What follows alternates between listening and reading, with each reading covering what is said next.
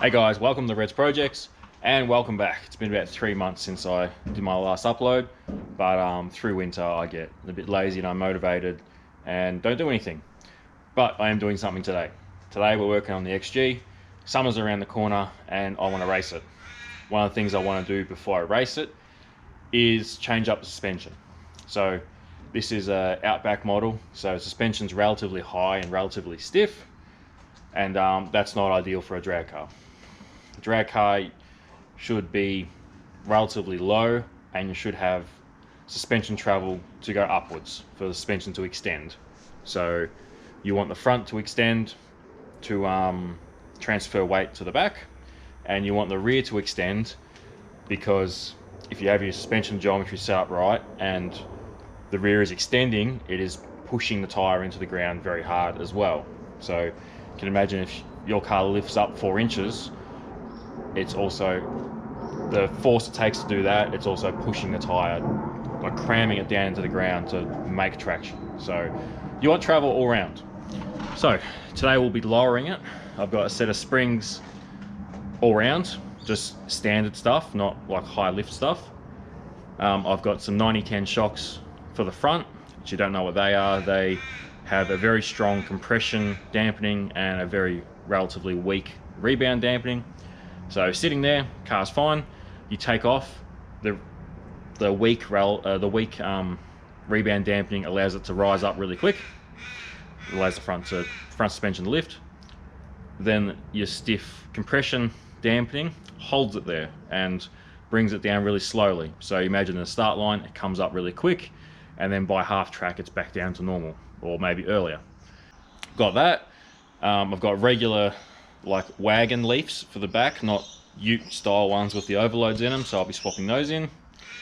And I'm going to make up some slapper bars for the back to stop axle tramp, and the way they work, that will also help promote separation in the back. So as the stopper hits the front of the spring, there's nowhere for it to go other than for the diff to twist down, so push down and push the body up. So that would help with traction as well.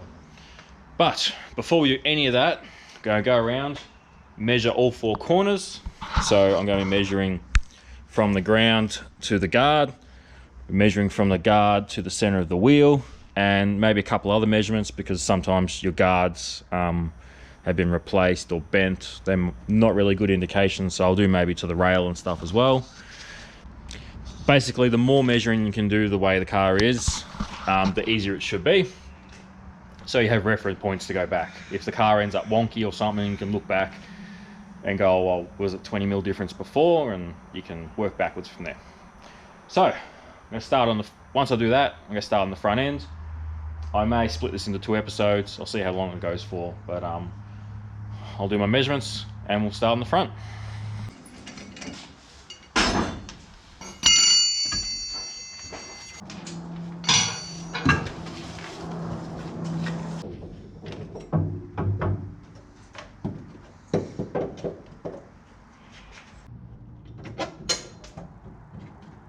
Oh, yum. All right, this looks dodgy, and it's because it is.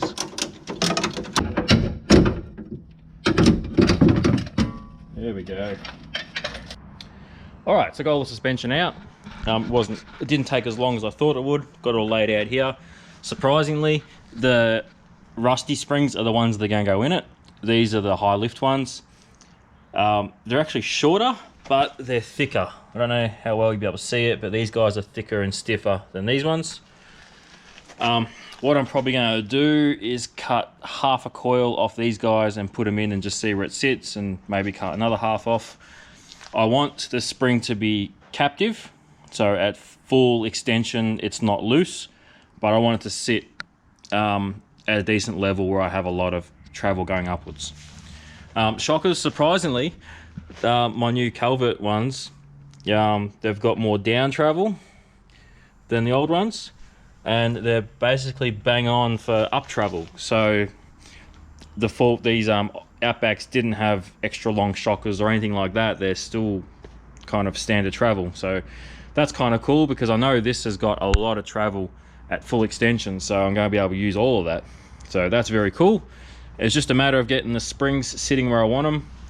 I could have cut these down, but it's better to have a softer spring so that the spring is still captive and you got stored energy, and when a softer spring, it will sag down further, so you have more spring travel upwards as well, not just shock travel, spring travel upwards. Whereas if I got this sitting right and go full extension, this would probably be loose, and that top little bit of travel wouldn't really work that well.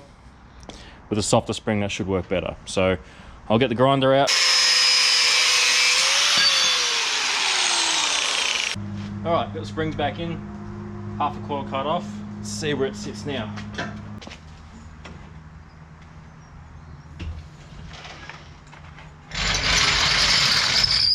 All right, it looks like it dropped 30 mil with those springs with half a coil cut off. So that's not really enough. So I'm gonna jack it up again and maybe another half, maybe another full coil.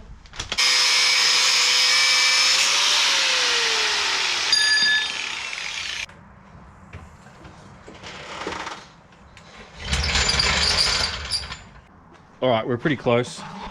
That last half a coil took another 20 mil out of it, roughly. So at the moment, I've got about 200 mil travel from full extension to full compression, and it's right in the middle of it. So ideally, I'd like it to be probably like a little bit under. So if we talk inches, like 3 inches of compression, 5 inches of extension.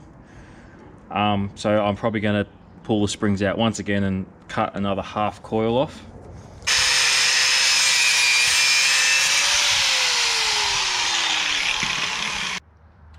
All right, I'm feeling pretty confident about this one. I even put the shockers in as well. They're all bolted up and good. So the springs have got a coil and a half less than stock now. So they're still relatively tight in here. So if I do a big wheelie, they're not gonna pop out. But this should be pretty much spot on. Let's get it off the stands.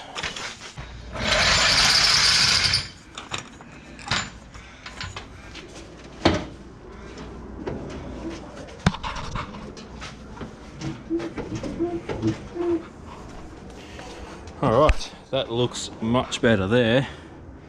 I'll go get a tape measure and I'll work out how much it's dropped. All right, so I measured the front up and it's pretty much exactly where I wanted it. It's down about 3 inches from how it was this morning, which is kind of what I was aiming for. If we have a look at some of these measurements here, this is where the car is right now. This is full extension, this is full compression. So I've got about 50 to 60 mil of travel for the body to go down, like if you hit a big bump or something. And then I've got 135 to 140 mil of extension available. So for the front to lift as you take off. So 140 mil, that's like 5.5 inches. That's pretty much spot on for a leaf spring car. So very happy with how this is. It's basically cost me nothing. I just bought the shockers, the springs I got for next to nothing from a wrecker. And that's pretty much how I'm going to leave it until one day I'll put coilovers and stuff on it. But this should work really well for this shit box. So what I'm going to do now, flip the car around. We're going to pull the leaves out and work on the back end.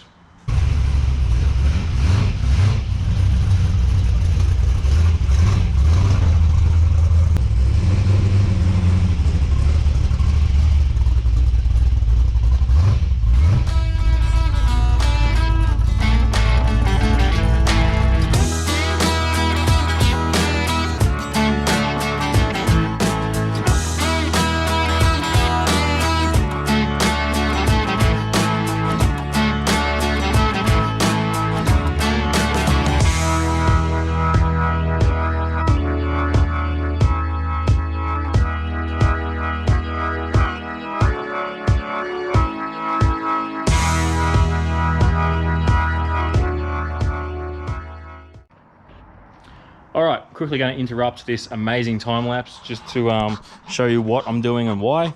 So these are the springs that came out of it, big old ute monster truck fucking springs. And these are supposedly wagon springs. I pulled a leaf out of them already, so there's only 3. The factory springs have these rubber isolators on each side of the spring. So there's one there, there's one in there, and that goes over the top, and then the bottom plate the shocker goes on to sandwiches in between. So your spring is isolated from the diff and everything else. I don't want that. I don't want rubber being here. If this twists a great deal, like when you're launching and stuff like that, you don't want it to be rapidly changing, like your pinion angle changing and stuff like that. So I wanted to ditch them. So the diff locates with this big circle here around the outside. So I had to make up these, I don't know what you would call them, but that the diff's going to locate onto that now.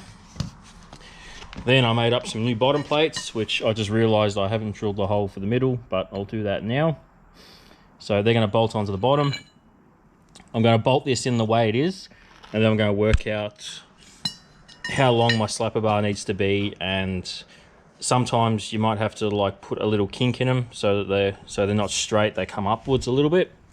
It just depends on, I'll just mock it up, and just depends how far away that sits from the eyelet there. So imagine if that plate was up against that, the slapper bar would be there, and this would be here, and obviously this leaf spring would be a lot flatter sitting in the car. So that's what I want to see. I want to see the leaf in the car with weight on it, with this plate on it, and I can work out what I got to do with this bar, and then that'll be quick and easy. I'll be able to go to work on the hoists and quickly undo 4 bolts, take this off, weld it on, paint it, put it back on, and drive home. So just thought I would give you guys a little bit of info on what I'm doing and why, and we'll just go straight back to ripping it apart, putting it together, time lapse, music, fun.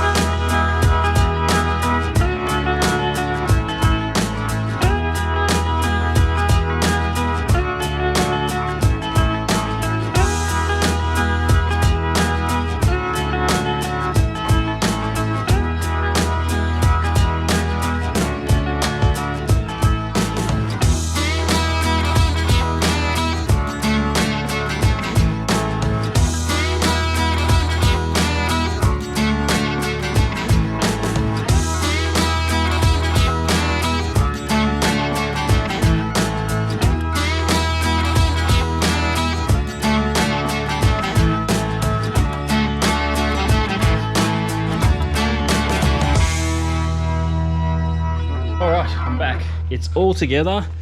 The U-bolts ended up being too long, so I had to make up some spaces underneath. You probably can't see. So the alloy spaces I had to make up. So I will have to probably put a block or something in it. I'm not sure. I haven't lifted it up yet, so I don't know how low or high it's going to sit. But I had to do that. These base plates, I bought 2 from a Wreckers the other day, anticipating this, but I ended up cutting it down here and bolting this piece back on. You can see it right there, just for the shocker, because the slapper bar is going to be in the middle there. So I thought that was an easy way out for now.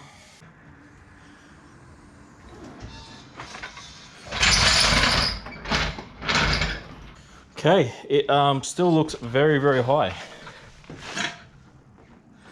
I'll take some measurements, but it looks way higher. Well, not way higher, it looks very high, so I'm going to have to do something about that, I think. Alright, so I just measured it, and the back is the same height, if not a little bit higher, so that's a bit of a kick in the balls. What I'm going to do tomorrow is probably undo the U-bolts and take this bottom leaf off. So instead of having 3, I'll have 2. And maybe try and, I've got a couple cut off bits of leaf spring that I can probably put here like a lowering block. So I'll probably stack up a couple plates and lift it up 20 mil or so. So hopefully that with the spring removed should bring it down to where I want it to be. If not, I might just have to get some like 2-inch lowering blocks for it or something to get it where I want it to be exactly. So I'm going to pack up for tonight and come back in the morning. All right, welcome back and good morning. So plan for today, like I said last night, I'm going to take out one of the leaves out of the leaf spring. So it'll be the bottom one. So there was 3 in there. There's going to be 2 very soon. And then I'm going to use these to space up the diff, just like lowering blocks do. But these bolt on with the center bolt. So these are cut down leaves from the Navara. They're the overloads. So I got 2 of those, and then I got some of the skinnier ones, which these actually came out of the leaf springs I just pulled out of the ute. So I stack them up, which should give me a little bit more, a little more height, a little less height, I should say. And hopefully that and the leaf gets it down to where I want to get it to. Otherwise, I might have to buy some lowering blocks for it.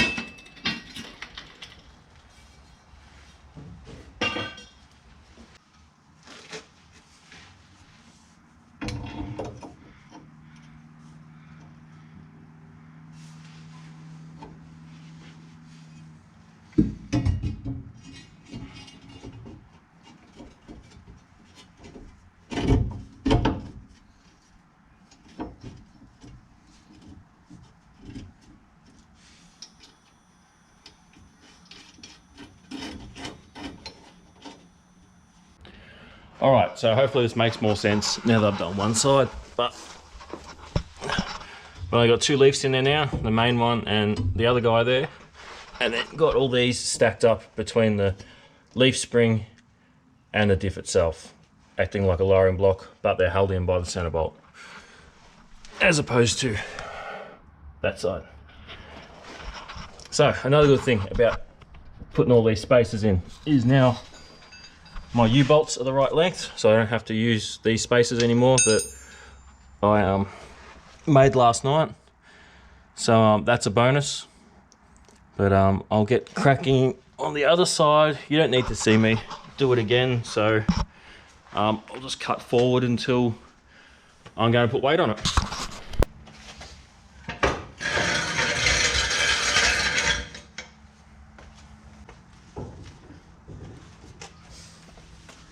Oh, that's much lower. Let me get my tape measure. Okay, so this corner, it was 730 before. It's now 675. So that's about 55, 60 mil. So about a little over 2 inches has dropped.